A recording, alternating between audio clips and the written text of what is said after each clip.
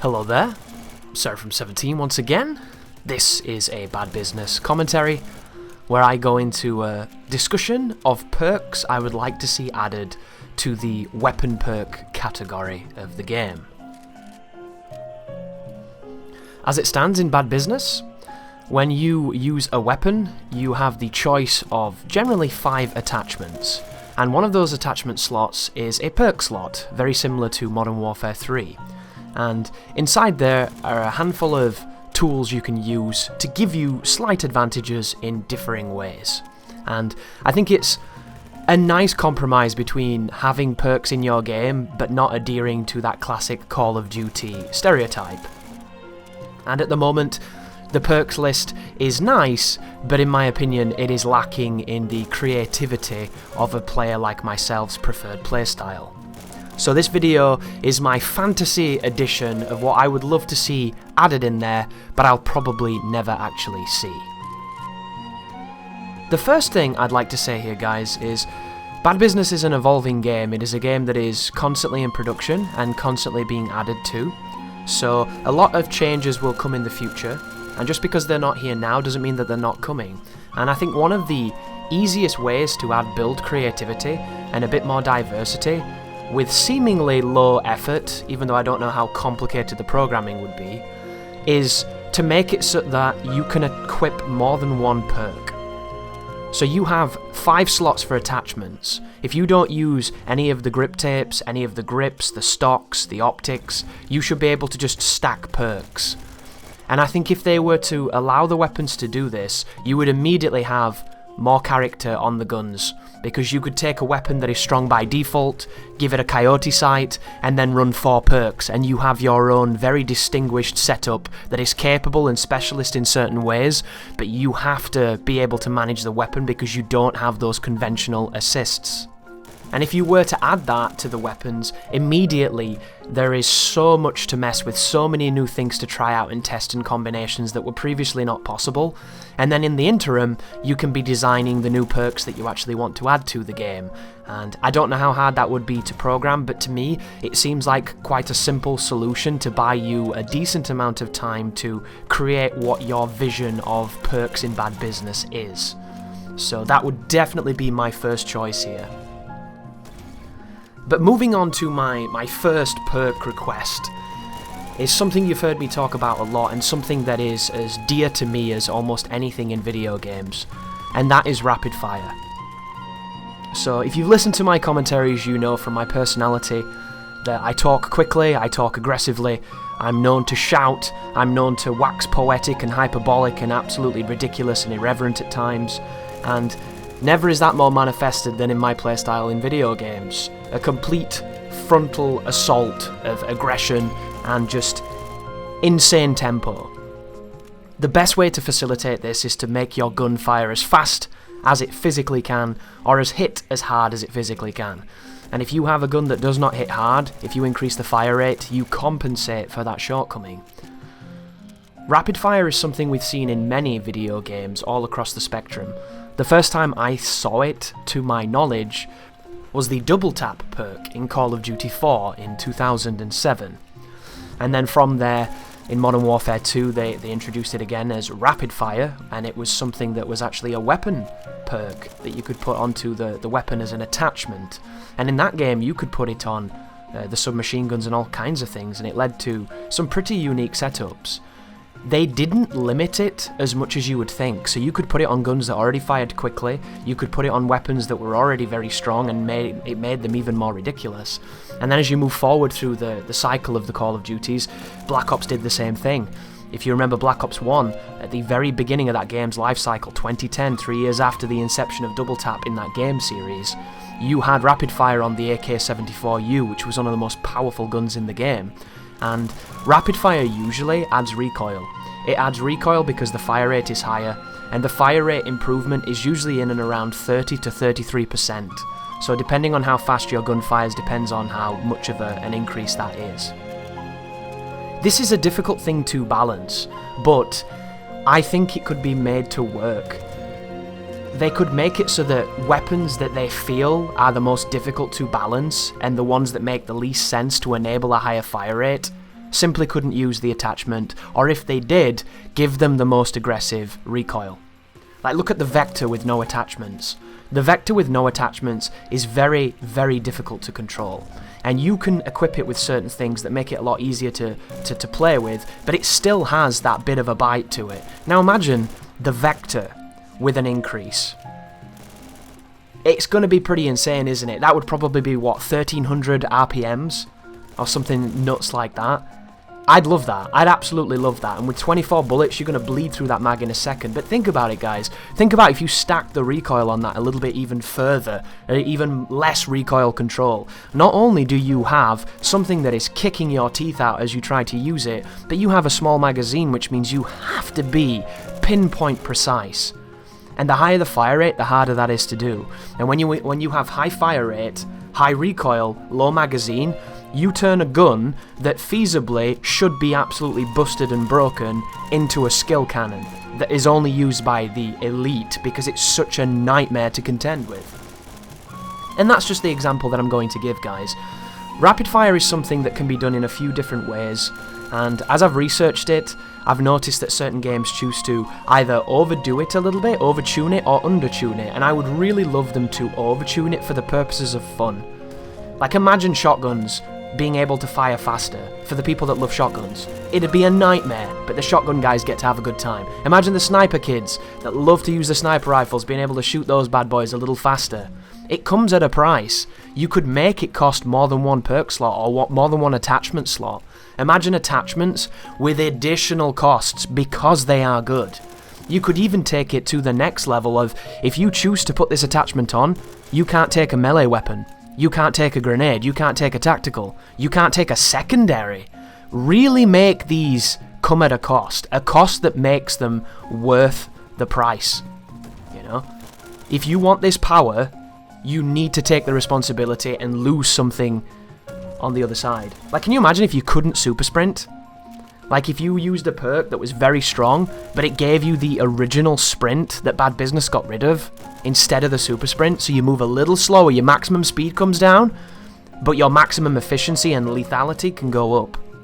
This is the type of creativity I would love to see, the type of risk and reward that we don't really have at the moment, and perhaps never will have because it's not the vision that they want for the game. But once again, guys, this is my fantasy patch, this is what I'd love to see, because I like the idea of making hard risk. I like hard risk, I like high stakes. So that's my first attachment, my first weapon perk. You'll notice that Phantom Forces introduced a muzzle that increased the velocity, that increased the speed of which your gun fired, but I think the number was 5%. So do you see the swing there? Call of Duty 33%, Phantom Forces 5%. A 5% increase in RPMs is fucking stupid. It's pointless. Why even invent it at all? If you're going to do it, guys, do it right. Go all the way in. Don't dip a toe. Fuck that dipping a toe. That's stupid. All you're doing there is wasting your own time. No one will use that. Attachment number 2. So, once again, borrowing from the Call of Duty pantheon. If anybody has played the more recent Call of Duties, you'll know that there was an attachment known as High Caliber. High Caliber was something that you could fit on certain assault rifles and certain marksman rifles that enabled you to do more damage with headshots. Fundamentally, High Caliber gives you extra headshot damage. And the reason why it's balanced is because, of course, headshots involve skill, fundamentally, outside of lucky hipfire. And secondly, you are filling a slot that could be filled with something useful, and you are choosing to take the ability to deal more damage if you are accurate. And I love this particular attachment / weapon perk, because it is only good if you are. And you are missing out on things that are good regardless, because you're choosing to elevate your standards to a higher level. And aiming for the head in video games is a risk, but risks pay off when you use attachments like High Caliber. And I would love to see this come through. The only problem with something like High Caliber, in my opinion, is that it becomes almost meta. And it's one of those weapon perks where once you introduce it, you will never use anything else because you have to compete at the highest level, because everyone else will have it. It's the same thing stopping power did in Call of Duty 4. It was such a power vacuum that nothing else could compete, except for maybe Juggernaut for different reasons. But fundamentally, most people you played with who were of a high level would use that one perk because you had to.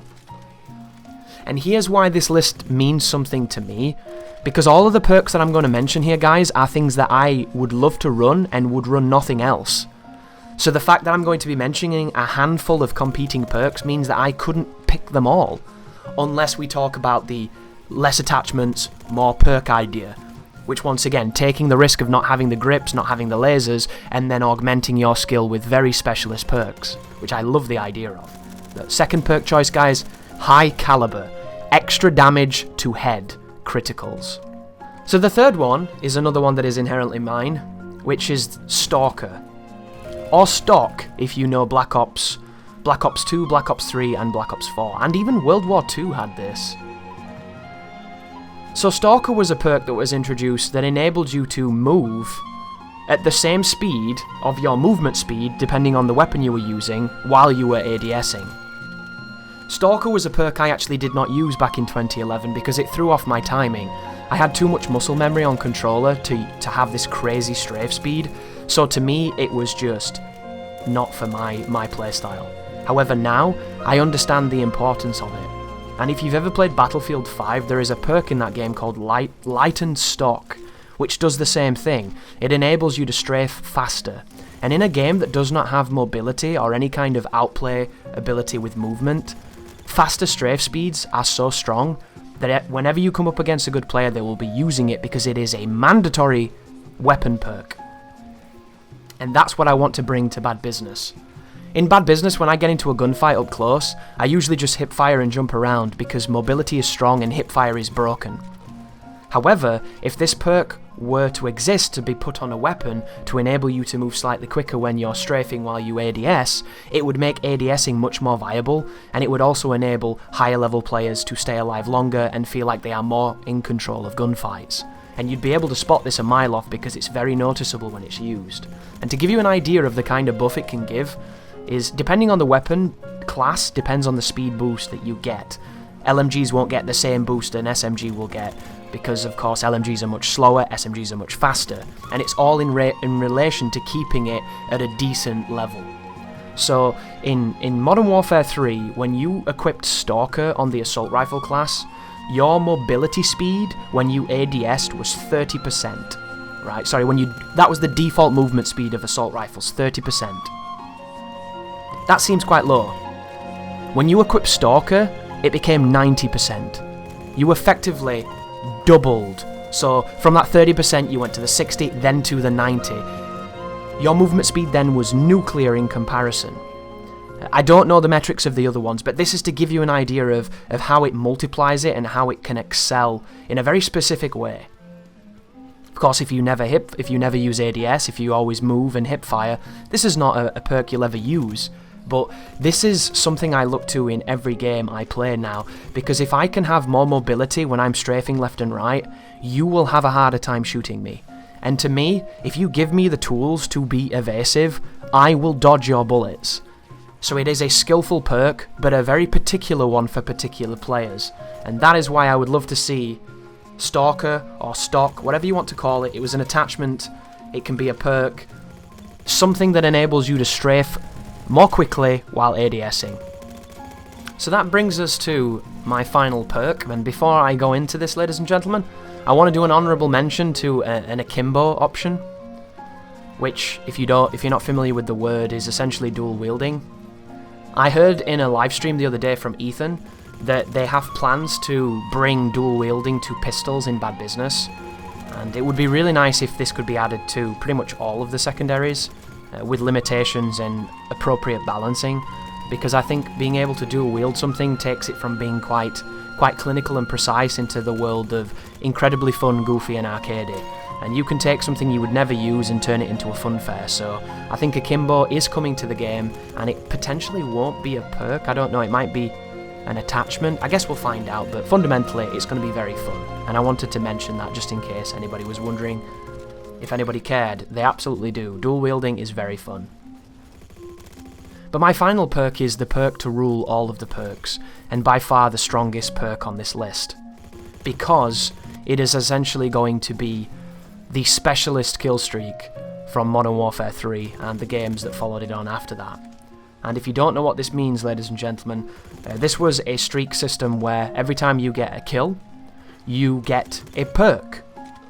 And you pick the perks you get per kill requirement, and then if you get to 8 kills or 10 kills, or depending on the game, or depending on Bad Business, you trigger a fully powered up state where you have every single perk. And it is incredibly powerful, this kind of setup. So of course, in the context of this game, it might be a case of you don't get all the perks, you merely get maybe 3 or 4. And then 3 kills gets you your first perk, 6 kills gets you your second perk, and then 9 kills gets you your third perk, and you're running around with 3 extra perks on top of all your attachments. Depending on how the team decide to really embellish upon the weapon perks will depend on how interesting something like this could be. You could argue that this is more of a kill streak and Bad Business doesn't do that, and I would think that that was okay.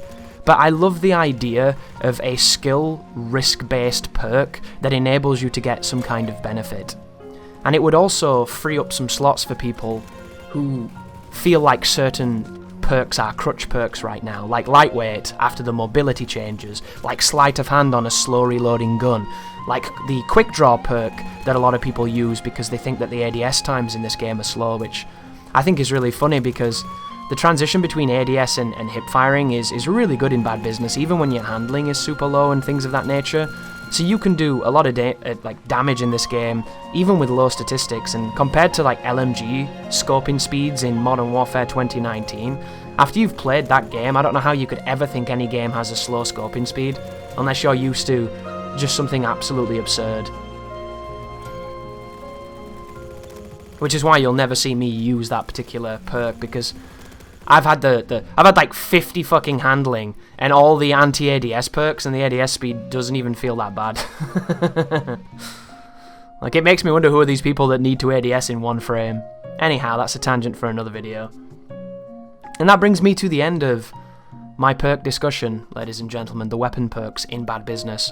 As they stand, they're pretty safe choices, so I thought that I'd add some crazy things in there that might bring out some different playstyles and some different players. What would you add to the game if you had the choice?